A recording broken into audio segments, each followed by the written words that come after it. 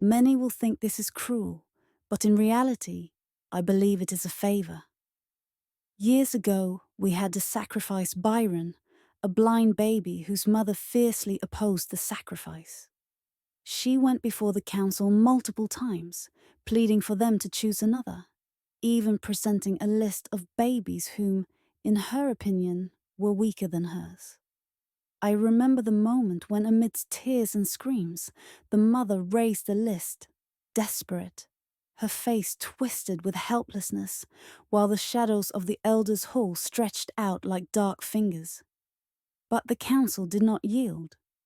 When the day came, the mother couldn't bear to see her son die and threw herself into the volcano in his place.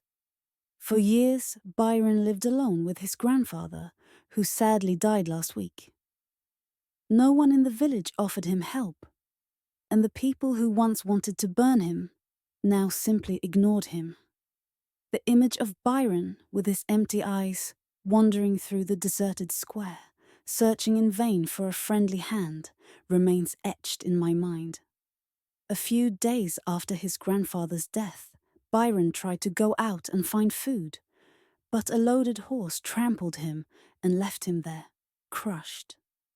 Weeks passed before the animals finished devouring him. His body, broken and consumed by vultures, remained there as a macabre warning. Now I understand why I think it would have been better to sacrifice him. He would have been spared everything he went through. We were all gathered in our black cloaks, the ceremonial attire for that day. The shadows of the nearby trees seemed to stretch out, as if trying to envelop us, and the black cloaks, covering our faces, revealed only our glowing eyes, filled with expectation and fear. The baby, still unnamed, was carried by the village leader Tumek, who was accompanied by his wife, Azshir, and their son, Temik. Temik stood out easily among the crowd, blonde, with hair as bright as the sun. That golden hair seemed to shine in the darkness, like a sign of weakness, a beacon that attracted everyone's gaze. In our culture, such light hair is a symbol of frailty, as shadows are our companions, and a person with such